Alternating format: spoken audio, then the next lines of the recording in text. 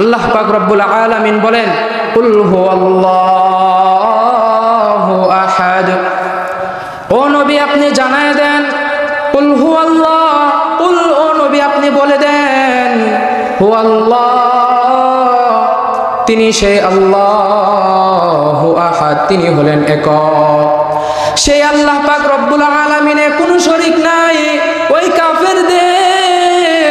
ওই কাফেরদের অনেক খোদা রয়েছে, কোন খোদার ভাই আছে, কোন খোদার বোন আছে, কোন খোদার সন্তান আছে। আমার আল্লাহ পাক রব্বুল আলামিনের কোনো শরীক নাই, তিনি হলেন সম্পূর্ণ একক। পরের আয়াতে আল্লাহ পাক রব্বুল আলামিন তার পরিচয় কত সুন্দর করে দিলেন। আল্লাহ পাক রব্বুল আলামিন বলেন কুল হুয়াল্লাহু আহাদ লিল্লাহিস সামাদ। আল্লাহুস সামাদ, তিনি হলেন অমুখাপেক্ষী, তিনি কারো মুখাপেক্ষী নন। পৃথিবীর সমস্ত কিছুই সেই আল্লাহ পাক রব্বুল আলামিনের প্রতি মুখাপেক্ষী। এ আমার ভাই, আমি আপনাদের কাছে একটি উদাহরণ বলতে চাই। কোনো ব্যক্তি যদি ঢাকা থেকে ময়মনসিংহে আসে, কোটি টাকার পাজারো গাড়ি নিয়ে যাওয়ার সময় তার ওই গাড়ির চাকার মধ্যে একটা কিছু ঢুইকা তার চাকার পাংচার হয়ে গেল। এখন আমি আপনাদের কাছে প্রশ্ন করতে চাই, সে যে ঢাকা পর্যন্ত যাবে, তার গাড়ি যে হওয়া নাই, সে কি ওই ঢাকা পর্যন্ত যাইতে পারবে? কারণ সে সঠিকভাবে তার গন্তব্যে পর্যন্ত পৌঁছাইতে পারবে না যতক্ষণ না পর্যন্ত তার সে পকেটে টাকা খরচ করে, ওই 5 টাকা 10 টাকা খরচ করে ওই হাওয়াওয়ালার দোকান থেকে তার গাড়ির মধ্যে হাওয়া না করবে, ততক্ষণ পর্যন্ত সে ওইখানে পৌঁছাইতে পারবে না। এইটার মাধ্যমে আল্লাহ পাক রব্বুল আলামিন বলেন, ও মানুষ, আমি ওই কোটি টাকার গাড়ির মালিককে আমি আল্লাহ পাক রব্বুল আলামিন ওই তার পকেটের 5 টাকার মাধ্যমে ওই দোকানদারের 5 টাকার হাওয়াওয়ালার কাছে আমি আল্লাহ মুখাপেক্ষী করে দিলাম। শুধু তাই নয়, আল্লাহ পাক রব্বুল আলামিন আসমান বানাইলেন, আল্লাহ পাক রব্বুল আলামিন আসমান বানাইলেন, জমিন বানাইলেন। শুধু তাই নয়, আল্লাহ পাক রব্বুল আলামিন এই জমিনটারে কত সুন্দর করে সৃজন করছেন, আসমানগুলো বানাইছেন। প্রথম আসমানকে আল্লাহ পাক রব্বুল আলামিন স্বচ্ছ সাদা কাঁচ দ্বারা বানাইলেন। দ্বিতীয় আসমানকে আল্লাহ পাক রব্বুল আলামিন লোহা দ্বারা তৈরি করেছেন। তৃতীয় আসমানকে আল্লাহ পাক রব্বুল আলামিন সুরমা দ্বারা বানাইছেন। চতুর্থ আসমানকে আল্লাহ পাক রব্বুল আলামিন তামা দ্বারা বানাইলেন। পঞ্চম আসমানকে আল্লাহ পাক রব্বুল আলামিন মণিমুক্তা দ্বারা বানাইছেন। ষষ্ঠ আসমানকে আল্লাহ পাক রব্বুল আলামিন স্বর্ণ দ্বারা বানাইছেন।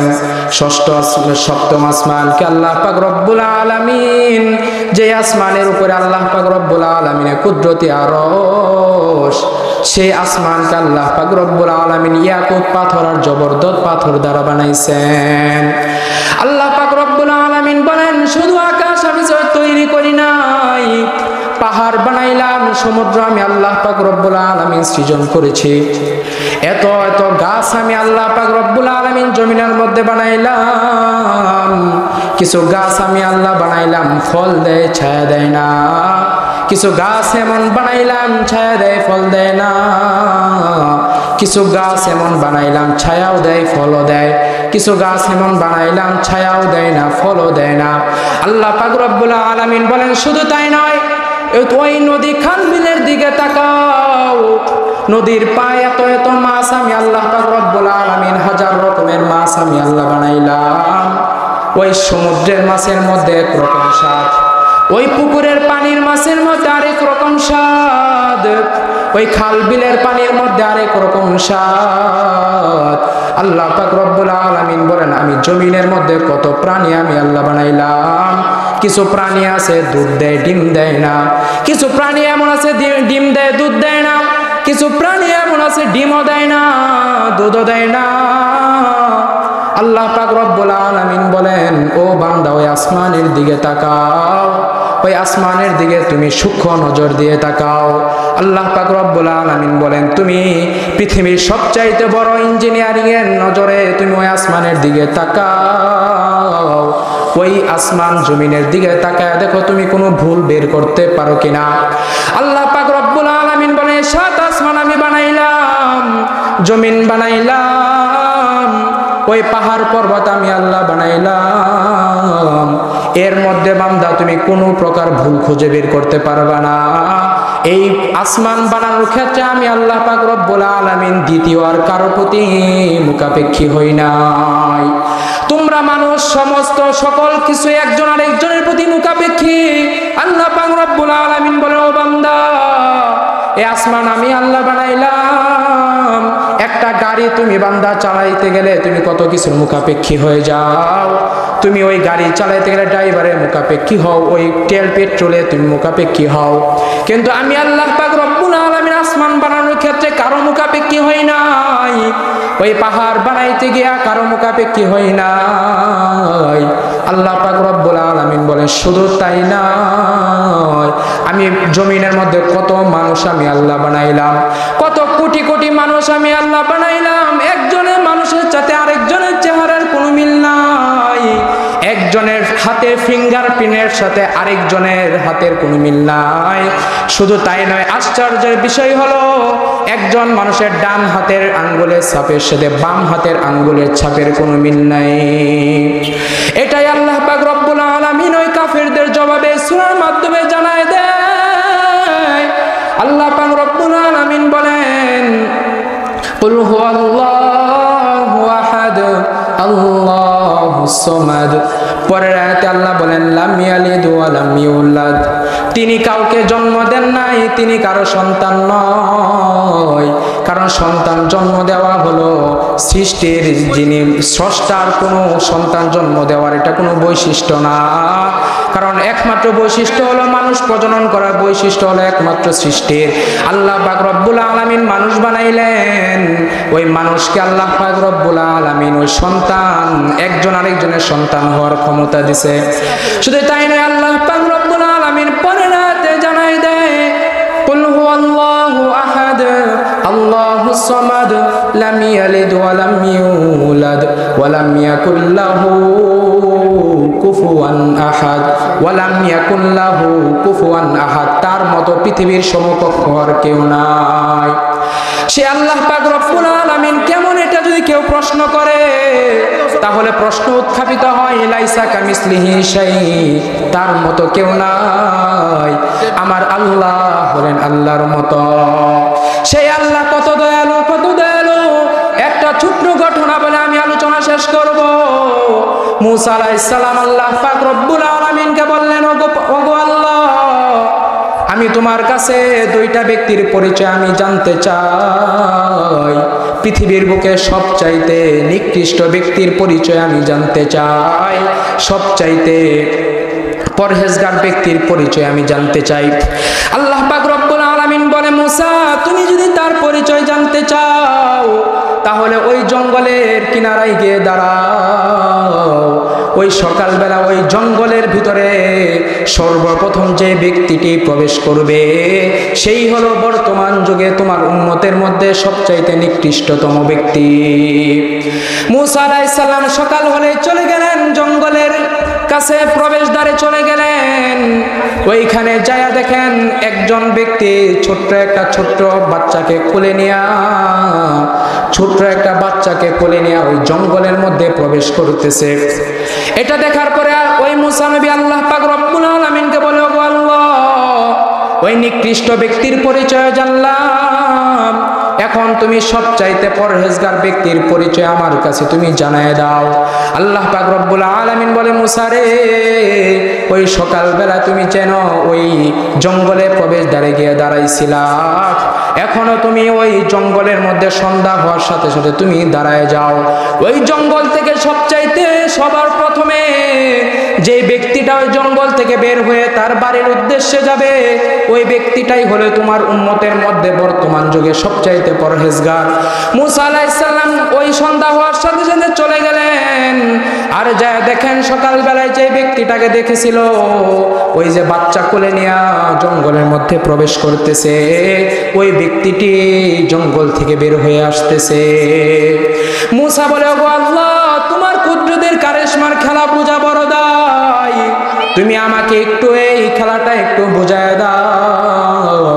সকালবেলা যে যে ব্যক্তিটি সবচাইতে বড় গুনাহগার, সূর্য ডোবার আগে ওই ব্যক্তিটি কেমন করে সবচাইতে বড় পরহেজগার হয়ে যায়, কুদরতের খেলাটা মাওলা আমি বুঝতে পারি নাই। আল্লাহ বলে, মুসা তুমি আমার কুদরতের খেলা বুঝতে চাও?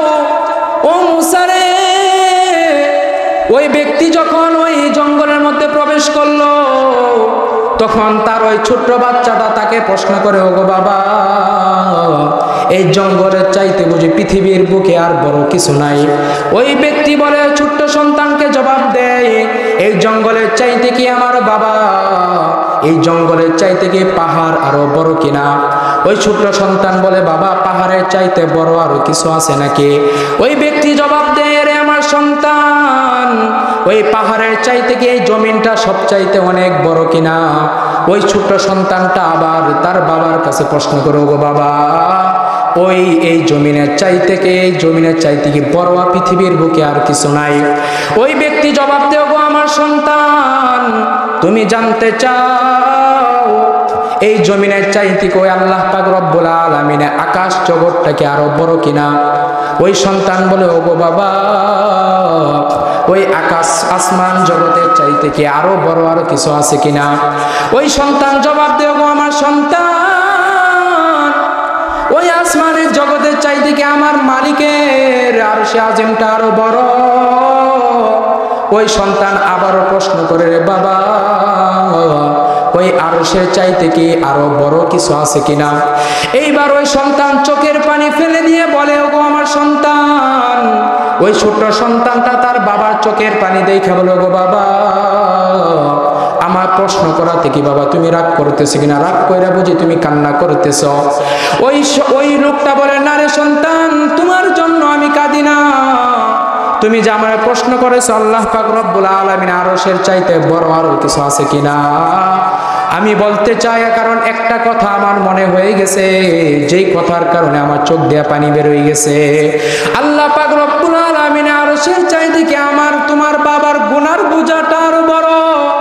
তোমার বাবা জীবনে যত গুনাহ করে ফেলেছে, এরে আমার সন্তান, এই জীবনে তোমার বাবা যত গুনাহ করেছে, গুনার পাল্লাটা এত ভারী হয়েছে, তোমার বাবার গুনাহ ওই আল্লাহ পাক রব্বুল আলামিনের আরশের চাইতে অনেক বড়। ওই সন্তান সর্বশেষ আকাঙ্ক্ষা নিয়ে তার বাবারে প্রশ্ন করে, ওগো আমার বাবা, তোমার গুনার চাইতে কি পৃথিবীর বুকে বা আল্লাহ পাক রব্বুল আলামিনের আন্ডারের ভিতরে আরো বড় আরো কিছু আছে কিনা? এইবার ওই সন্তানটা চোখের পানি ফেলে কান্না করে, আগের চাইতে আরো বেশি কান্না করে দিয়ে চোখের পানি ছেড়ে দিয়া তার সন্তানরে জবাব দেয়, রে আমার সন্তান, তোমার বাবার গুনাহ যতই হোক না কেন, তোমার বাবা যত গুনাহই করে ফেলুক না কেন, ওই তোমার বাবার গুনাহের চাইতে কি আল্লাহ পাক রব্বুল আলামিনের রহমতের চাদরটা আরো বড়। ওই ব্যক্তি যখন আল্লাহ পাক রব্বুল আলামিনের রহমতের চাদরকে সবচাইতে বড় বইলা ধারণা করার পরে আল্লাহ পাক রব্বুল আলামিন মুসারে বলে, রে আমার পয়গম্বর, ওই ব্যক্তি যখন তার গুনাহের চাইতে তার গুনাহের ব্যাপারে লজ্জিত হইয়া আমি আল্লাহ পাক রব্বুল আলামিনের রহমতের চাদরটারে আরো বড় বইলা ধারণা করছে, এই যে তার ভিতরে অনুশোচনা আসছে, সে যে অনুশোচনা কইরা লজ্জিত হইয়া তার গুনাহের ব্যাপারে আমি আল্লাহ পাক রব্বুল আলামিনের কাছে ক্ষমা চাইল,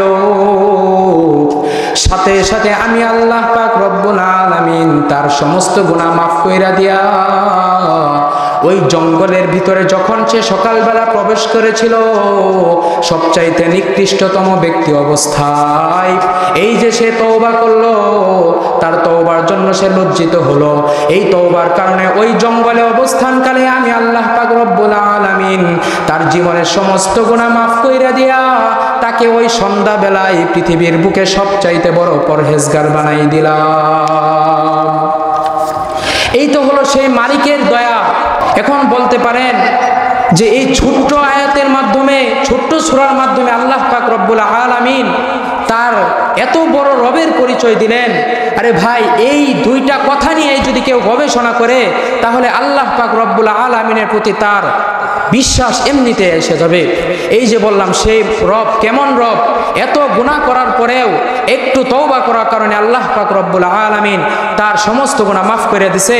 এই জন্য এখনো যদি আমরাও যদি আমাদের গুনাহের কারণে সে মহান রবের কাছে যদি একটু এক ফোঁটা চোখের পানি ফেলে দিয়ে যদি কান্না করতে পারি, আল্লাহ পাক রব্বুল আলামিন তার মতো আপনার আমার জীবনের সমস্ত গুনাহ মাফ করে দিবেন। আল্লাহ পাক রব্বুল আলামিন আমাদের সকলকে তৌফিক দান করুন। সে মহান সত্তার দরবারে নিজেদের জীবনের সমস্ত গুনাহের কারণে যত গুনাহ করেছি, এই গুনাহের জন্য আল্লাহ পাক রব্বুল আলামিনের কাছে যেন আমরা তওবা করতে পারি, আল্লাহ পাক রব্বুল আলামিন আমাদেরকে সেই তৌফিক দান করেন। আমিন। ওয়া আখির দাওয়ানা আলহামদুলিল্লাহি রাব্বিল আলামিন।